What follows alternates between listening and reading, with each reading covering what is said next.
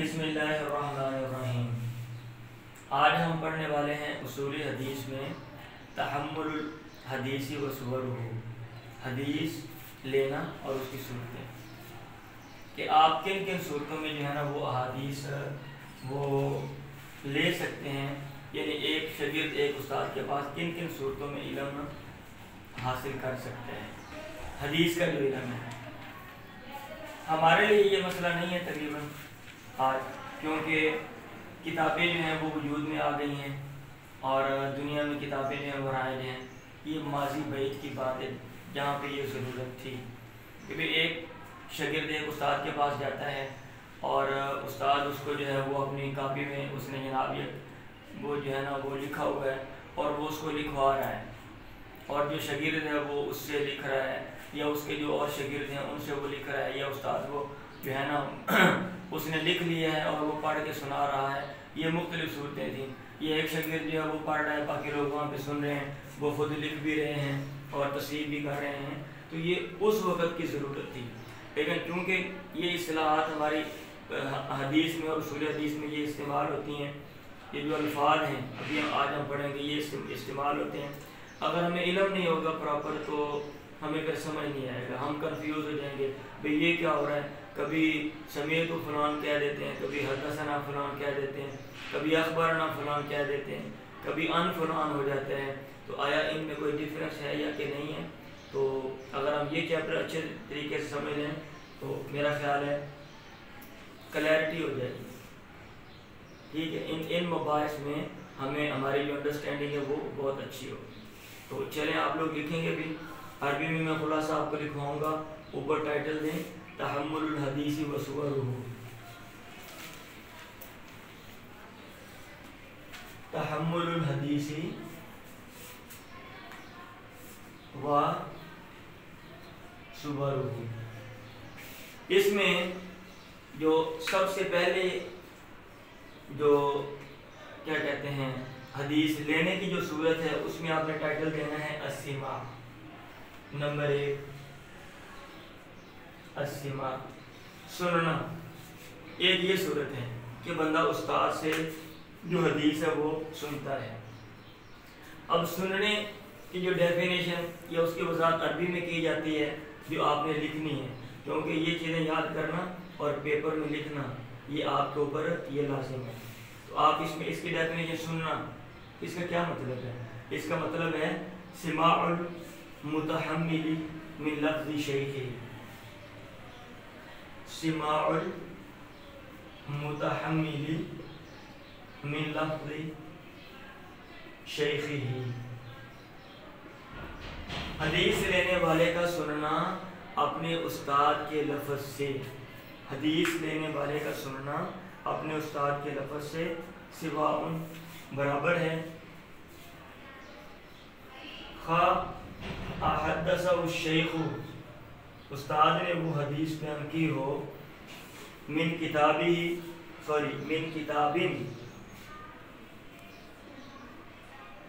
एक किताब से, यक़रअहु, जिसको वो पढ़ता है, अम मिन महफूज़ातिही, अम मिन महफूज़ातिही, या उसने किसी और ज़रिए से वो हदीस बयान की है। महफूज़ाती कि उसने महफूज करके उसको रखा हुआ है। और इसमें वसिवाउन और बराबर है अमला अलैहि, उस्ताद वो हदीस लिखवाए उसको, उसने वो हदीस लिखवाई हो, अम लम युमली अलैहि, अम लम युमली अलैहि। तो सिमा में ये सारी सूरतें आती हैं कि हदीस लेने वाला अपने उस्ताद के लफ्ज़ से, उस्ताद से हदीस सुने, अपने उस्ताद के अल्फाज सुने। अब वो उसके पास एक किताब है वहाँ से वो पढ़ रहा है, या उसके पास कोई और सोर्स है, उसने वो तहरीर लिखी हुई है जनाब कोई चंद और आके उसने उसमें वो, या उसने क्या कहते हैं दिमाग में उसको महफूज किया हुआ है, वहाँ से वो पढ़ रहा है। ठीक है, और खा वो उसने شاگرد کو لکھوایا ہے یا نہیں لکھوایا، شاگرد کو لکھوایا ہے یا پھر نہیں لکھوایا۔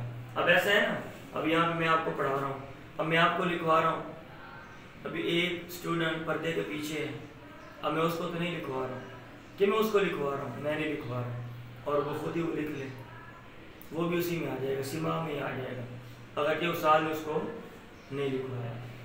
یا پھر میں نے آپ کو نہیں کہا کہ آپ لکھیں، میں نے ویسے ایک چیز بول دی ہے اور آپ نے خود ہی لکھ لیا اس کو، سمجھ آ رہی ہے؟ ہاں جی، املا میں اور ویسے یہ بھی فرق ہوتا ہے نا، املا کا مطلب لکھوانا ہوتا ہے، املا کروانا، اور ایک ویسے جو ہے نا وہ بتانا وہ اور چیز ہے۔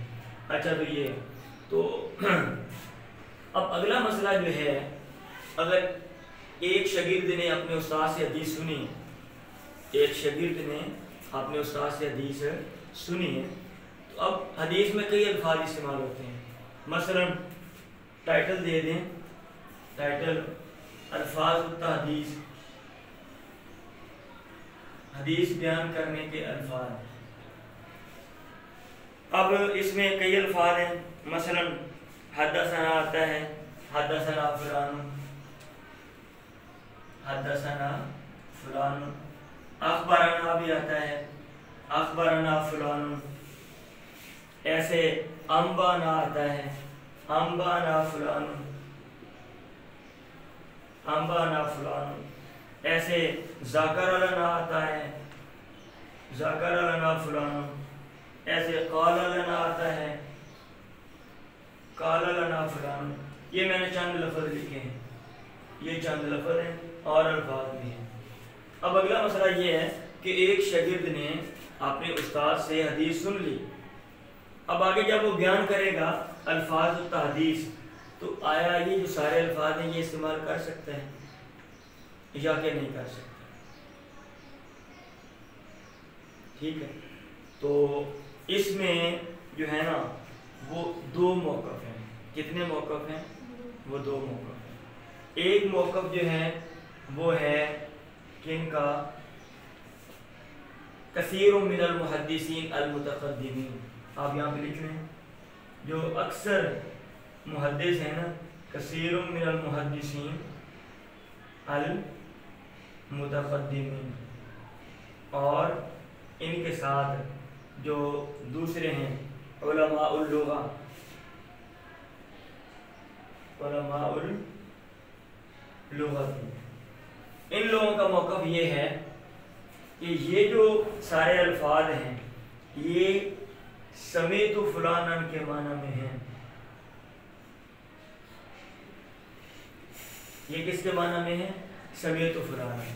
اگر ایک شاگرد نے اپنے استاد سے حدیث سنی ہے اور وہ سمیت فلانن بول دے تو بھی ٹھیک ہے، اور اگر ان میں سے کوئی لفظ بول دے تو بھی ٹھیک ہے، وہ یہ کہہ دے حدثنا فلان، وہ کہہ دے اخبرنا فلان، وہ کہہ دے انبانا فلان، یا ذکر لنا فلان، یا قال لنا فلان، ٹھیک ہے، ایک طرف تو یہ ہے، اور دوسری طرف جو نقاد الحدیث ہیں، جو محققین ہیں،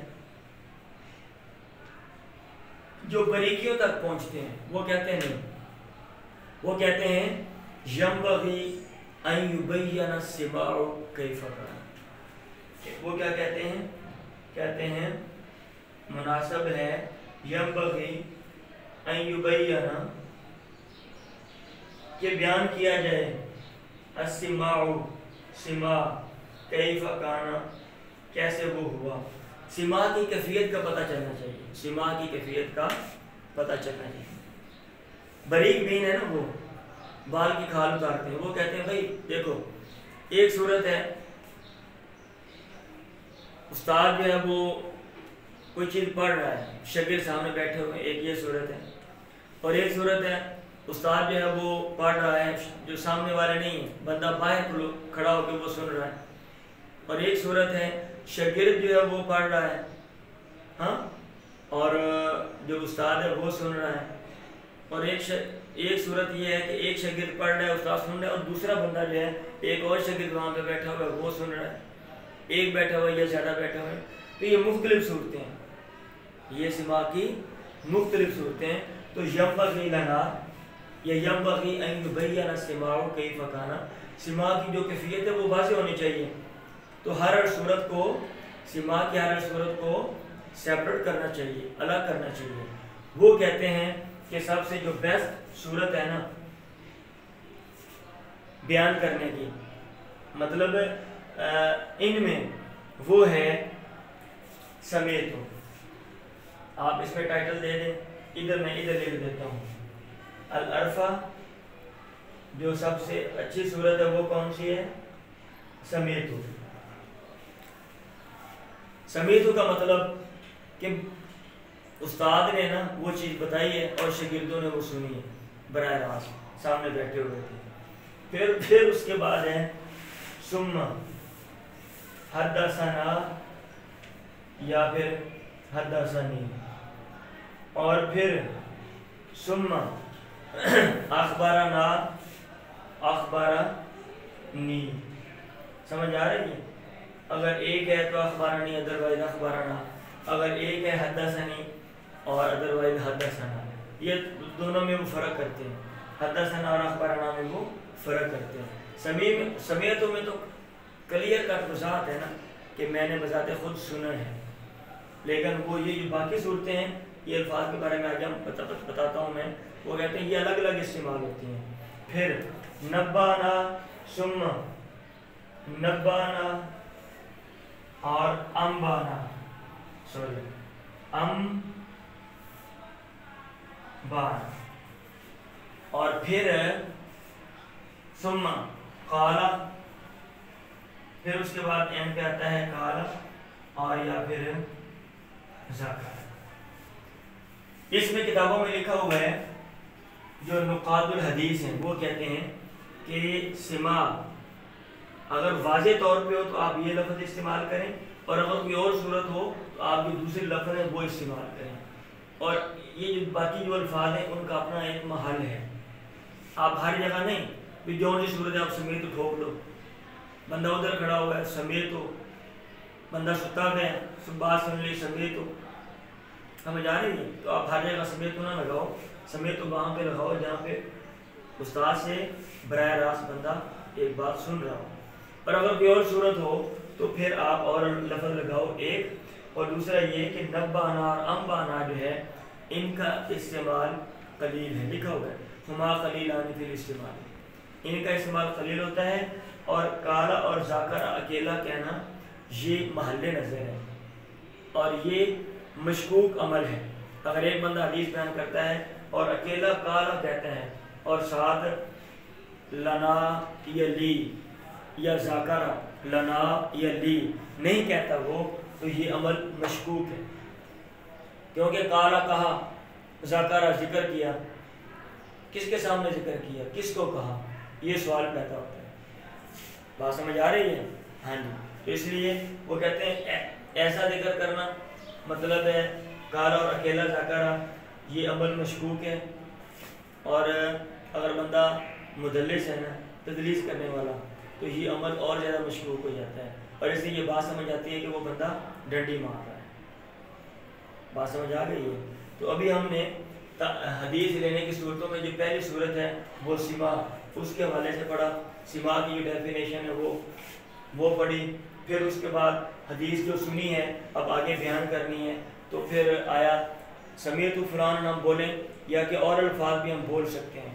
تو کچھ لوگوں نے کہا ہوا ہے، کچھ نہیں بہت سے لوگوں نے کہا ہوا ہے کہ سمیت فلان اور جو باقی الفاظ ہیں یہ ایکول ہیں، آپ جو مرضی لگا دو. اور لیکن بعد میں آنے والوں نے کہا نہیں، مناسب ہے کہ کیفیت واضح ہونی چاہیے. اور آپ کو یہ بات پتہ ہونی چاہیے. میں آپ کو بھی کچھ لکھواؤں گا بعد میں کہ کوئی بھی فن جب وجود میں آتا ہے نا تو اس کی خام صورت ہوتی ہے، پھر وہ ایسا ڈیولپ ہوتا ہے، ایسا اس کو ریفائن کیا جاتا ہے، اس کو اچھی شکل دی جاتی ہے، اور جو اس میں انواع اور اقسام بھی ہیں وہ بنائی جاتی ہیں، اور چیزوں کے جو چھوٹی چھوٹی اختلافات ہیں وہ دیکھ کر چیزوں کو سیپریٹ کر دیا جاتا ہے. تو یہ چونکہ جب اصول حدیث آغاز میں تھا، حدیث کا جو عمل ہے، اصول حدیث میں کہہ رہا ہوں، حدیث کا جو عمل ہے، حدیث لینے کا جو عمل ہے، اس کو جب کیا کہتا ہے کہ ٹرانسفر ہو رہا تھا اور شاگرد جو ہے وہ حدیثیں لے رہے تھے، تو پہلے جب ان صورتوں کو بیان کیا گیا یا بیان کرتے تھے حدیث لینے والے، ہاں تو وہ ایسے ہی ایک حدیث سنی ہے، وہ جس شکل میں بھی سنی ہو سارے الفاظ لگا دیے. تو بعد میں آنے والوں نے سوچا بھائی جیسے ہم نے اور فنون میں چیزوں کو سیپریٹ کر دی ہے، ہاں ایک ایک شکل کو، چھوٹی سی شکل ہم دیکھتے ہیں ہم اس کو سیپریٹ کر دیتے ہیں، ہاں ہم کہتے ہیں یہ اس سے مختلف ہے، اس میں فلاں چھوٹا سا فرق ہے. تو ایسے ان میں جو فرق ہے نا لینے میں، ان فرقوں پر دلالت کرنے والے جو الفاظ ہیں ان کو سیپریٹ کر دو. اس لیے پھر بعد میں آنے والوں نے سیپریٹ کیا، پہلے والے نہیں. یہ فطرتی چیز ہے، یہ نہیں ہے کہ یہ ایک ہی دور میں لوگ بیٹھے ہوئے ہیں، ایک طرف وہ کہہ رہے تھے نہیں اسے نہیں کرنا ہے، دوسری طرف نہیں تسی کرو. ایسا کام نہیں تھا. سمجھ آ گئی؟ چلیں لکھ لیں اس کو، پھر ہم آگے چلتے ہیں.